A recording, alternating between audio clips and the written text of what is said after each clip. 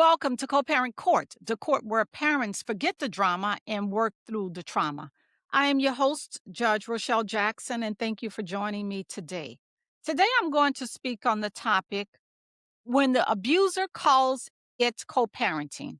And in particular, we're going to look at grief, power, and the child in the middle. So let's begin when the relationship has now ended, that intimate relationship. So, or you can think of it as something has died, because we're going to talk about grief and the stages of grief and how domestic violence intertwines with those stages. So, what has died? The future you imagined, the family structure you thought would hold, or you can look at it as a version of yourself when you were in love.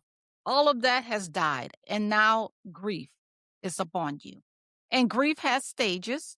The stages of grief include denial, anger, bargaining, depression, and acceptance. So we're going to go through those stages of what a typical grief looks like, and then when domestic violence is intertwined in it, and there's a parent who's seeking to co-parent, or parents or former partners who are seeking to co-parent.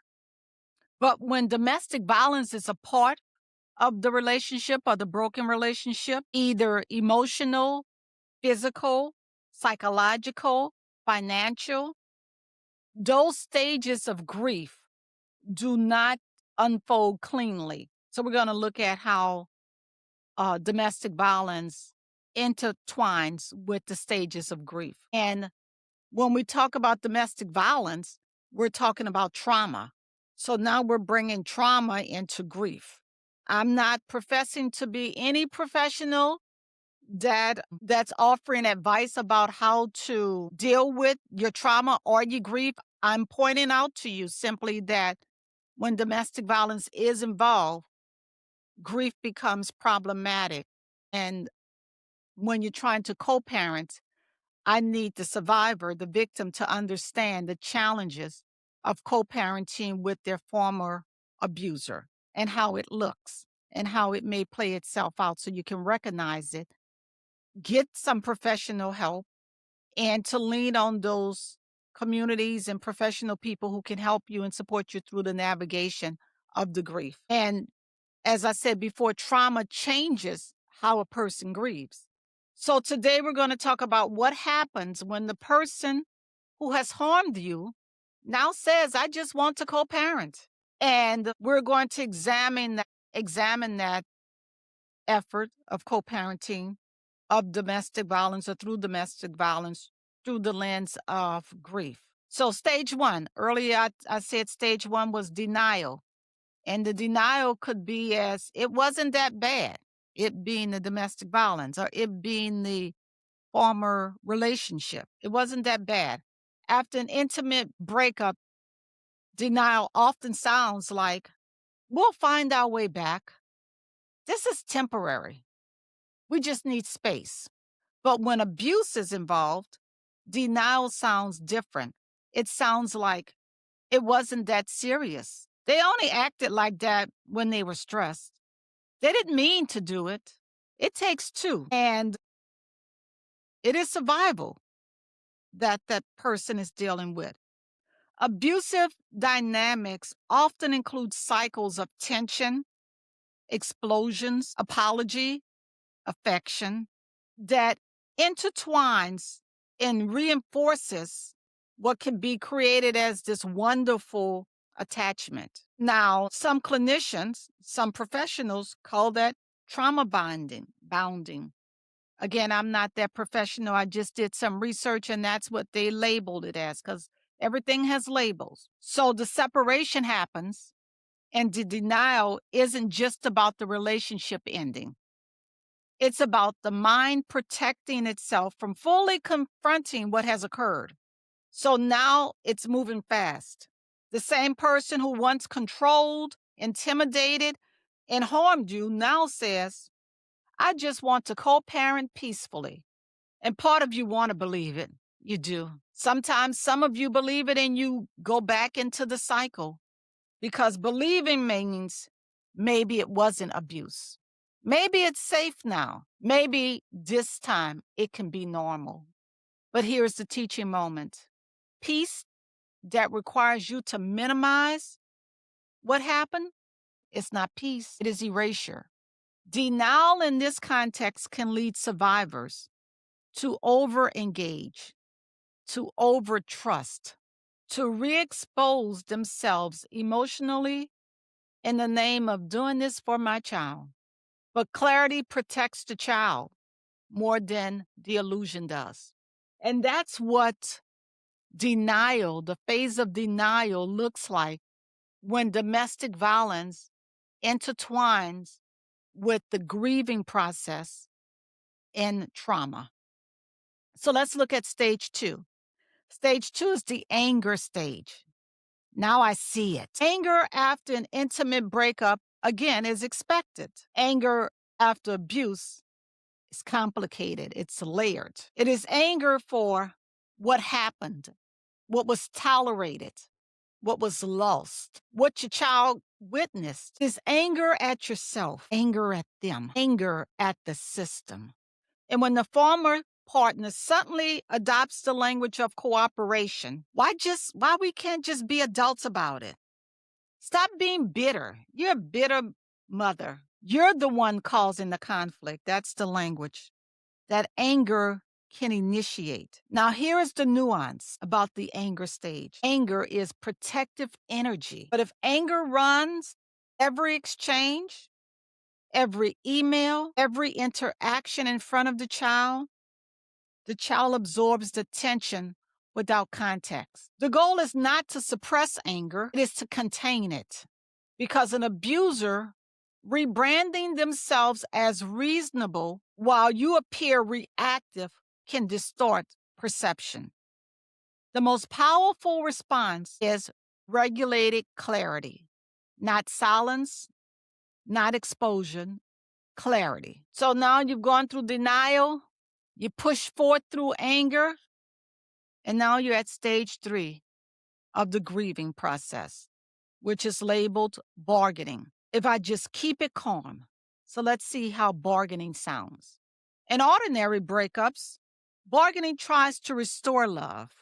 In abusive breakups, bargaining often tries to restore safety. If I agree, maybe they won't escalate. If I respond quickly, maybe they won't accuse. If I don't challenge them, maybe this stays peaceful. This is where co-parenting can quietly become pressure. Excessive text framed as involvement. Demands for immediate updates framed as rights. Requests for in-person meetings framed as collaboration. And when a survivor says prefer written communication, they're called difficult. Let's be clear, boundaries are not hostility. If cooperation requires you to abandon your boundaries, this is not co-parenting. This is access disguised as involvement. And children benefit more from structured boundaries than from forced friendliness. Dedicated domestic violence, again, is not only physical harm, it could be emotional, financial, isolation, gaslighting, threats, and intimidation. When someone has lived in that environment, their nervous system adapts. They become hypervigilant, and that becomes their norm.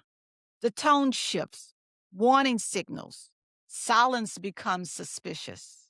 So when the former partner says, I just want to co-parent, the body may still respond with tension. That does not automatically mean that survivors are unreasonable. It may mean that the nervous system remembers. But here's the balance we must hold to co-parent in co-parent court. Trauma explains behavior. It does not excuse harmful behaviors toward the child. Survivors deserve support. Children deserve emotional stability. The work becomes, how do I honor my trauma without making my child responsible for it? Sometimes the answer is not traditional co parenting, it may be parallel parenting. Minimize direct contact, written communication only, text, email, snail mail, some type of app. Have clear schedules, public exchanges, or you pick up from school, he drops off at school. No intertwining. Independent households. This is not punishment. This is containment. Containment means it reduces emotional violence and it reduces volatility and it protects children. So now let's look at stage 4. Stages of grief, depression. I'm just exhausted. A breakup drains you. Abusive breakups deplete you. There's grief for the relationship and grief for yourself. Why did I stay? How did I miss it? Why is this still happening to me? Now imagine trying to co parent while managing all of that. You get anxiety, flashbacks, sleep deprived, shame. Depression in a context is not weakness, it is the nervous system being fatigued. But here's the hard truth: your child cannot become your emotional stabilizer. They cannot manage your mood. They cannot become your confidant. They need your support. They need the support of adults. You need the support of adults. They need the support of professionals. You need the support of professionals. The community, not leaning on them. Healing is a part of parenting. It's not separated from it. Now you finally get to the stage of acceptance. This is what it is. Acceptance is the non-abusive breakup may look like flexibility in shared events. Let me say that again. Acceptance in a non-abusive breakup may look like flexibility in shared events. Acceptance after abuse may look different. It may look like no unnecessary conversations, no emotional engagement, clear boundaries, strict adherence to the schedule, no personal disclosure. Acceptance means I do not need to prove what happened to everyone. I need to create stability. It means recognizing that someone can call something co-parenting while still accepting and maintaining influence. Language does not equal transformation. Behavior over time does. If the former partner respects the boundaries, communicates calmly, follows agreements, prioritizes the child consistently, then cooperation may be safe. If they push boundaries, frame limits as hostility, uses the child for information, escalates and not accommodate, then structure is safer than softness. So in closing, I leave you with this. When an abuser calls it co-parenting, ask this: is this about shared responsibility or restored control? Is this child-centered or access-centered? Grief after an intimate breakup is real. Grief after abuse is layered and trauma.